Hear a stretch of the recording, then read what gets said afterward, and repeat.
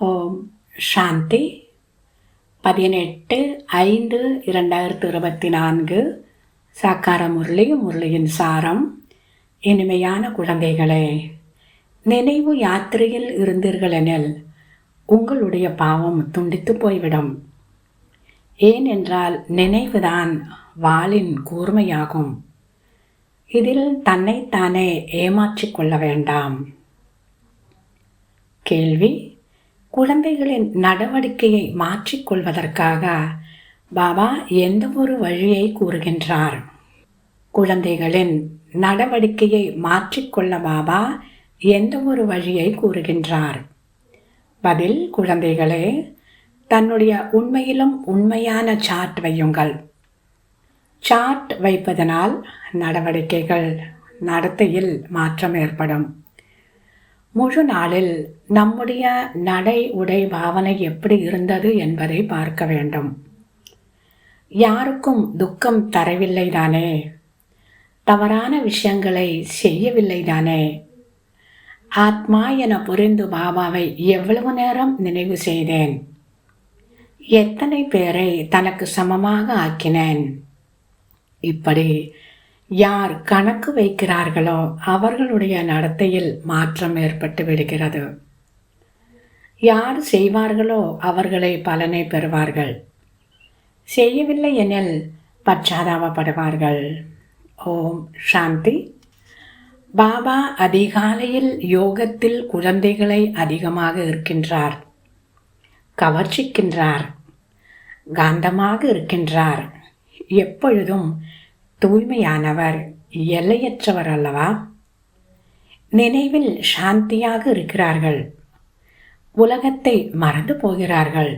இருப்பினும் முழு நாளில் எவ்வளவு நினைவு செய்கிறார்கள்? எவ்வளவு சுய தரிசன சக்கரதாரி ஆகிறார்கள்? பாபா அனைத்தையும் தெரிந்திருக்கிறார். ஏனென்றால் பாபா அனைத்தையும் தெரிந்திருக்கிறார் என்றில்லை, தன்னுடைய உள்ளத்தை தானே கேட்க வேண்டும். நினைவுதான் வாளின் கூர்மையாகும். வாள் என்று ஏன் கூறுகிறீர்கள்? ஏனென்றால் இதனால் பாவம் துண்டிக்கப்படும். நீங்கள் பாவனமாவீர்கள். இது மிகவும் கூர்மையானதாகும். நான் சொற்பொழிவு செய்ய முடியும், சாட் எழுதுவதற்கு எனக்கு என்ன அவசியம் உள்ளது என்றெல்லாம் இல்லை. இந்த தவறை செய்ய வேண்டாம். மகாரதிகள் கூட சார்ட் வைக்க வேண்டும். மகாரதிகள் நிறைய பேர் இல்லை, விரல் விட்டு எண்ணும் அளவிலேயே உள்ளனர். நிறைய பேருக்கு பெயர் ரூபத்தில் அதிகமாக நேரம் வீணாகி விடுகிறது. லட்சியம் மிகவும் உயர்வானதாகும். பாபா அனைவற்றையும் புரிய வைத்து விடுகின்றார். யாரும் பாபா இந்த கருத்தை புரிய வைக்கவில்லை என எண்ண முடியாது. யார் நினைவின் கணக்கை வைப்பதில்லையோ அவர்கள் மாறுவதில்லை.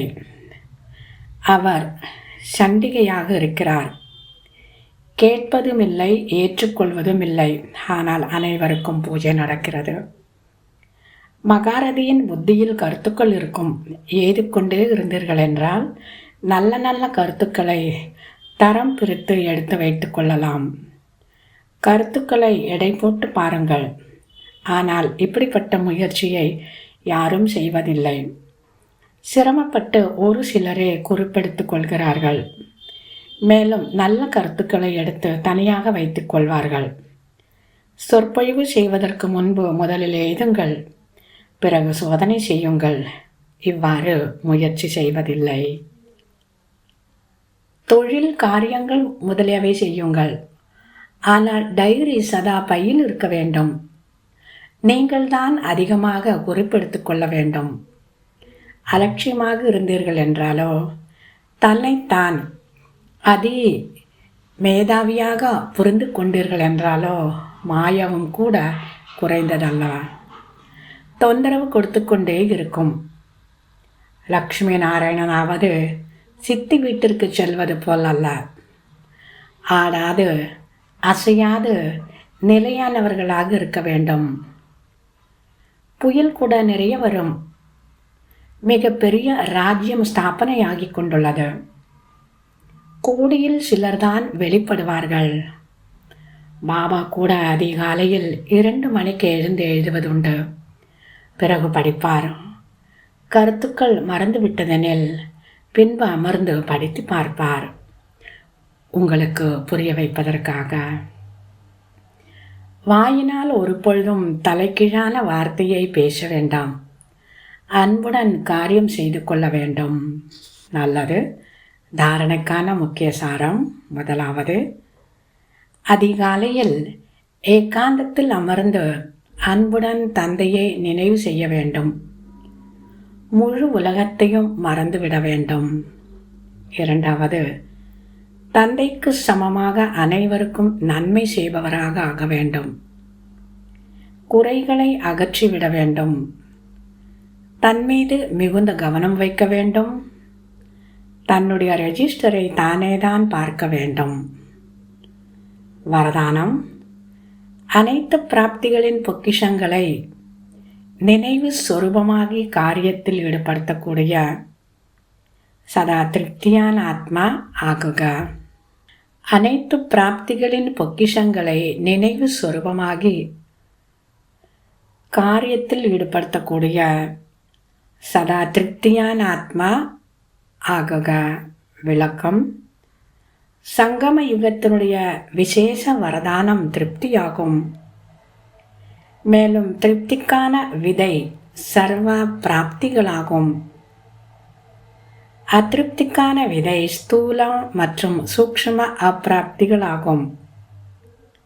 பிராமணர்களின் பொக்கிஷத்தில் அப்பிராப்திக்கான, அதாவது இல்லை என்ற பொருள் எதுவும் இல்லை என்பது பிராமணர்களுக்கான புகழாகும். அனைத்து குழந்தைகளுக்கும் ஒருவர் மூலம் ஒரே போன்று அளவிட முடியாத பொக்கிஷம் கிடைக்கிறது. அந்த கிடைக்க பெற்ற பொக்கிஷங்களை ஒவ்வொரு சமயமும் காரியத்தில் மட்டும் பயன்படுத்துங்கள். அதாவது நினைவு சொரூபம் ஆகுங்கள்.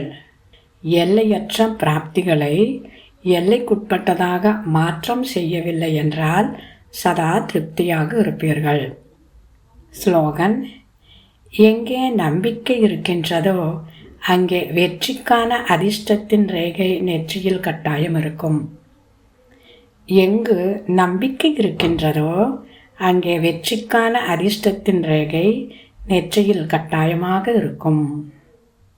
நல்லது. இனிமையிலும் இனிமையான 5000 வருடங்களாக காணாமற் போய் மீண்டும் கண்டெடுக்கப்பட்ட செல்ல குழந்தைகளுக்கு தாய் தந்தை பாப் தாதாவின் அன்பு நினைவுகள் மற்றும் காலை வணக்கம். ஆன்மீக குழந்தைகளுக்கு ஆன்மீக தந்தையின் நமஸ்காரம். ஆன்மீக தந்தைக்கு ஆன்மீக குழந்தைகளின் நமஸ்காரம். ஓம் சாந்தி.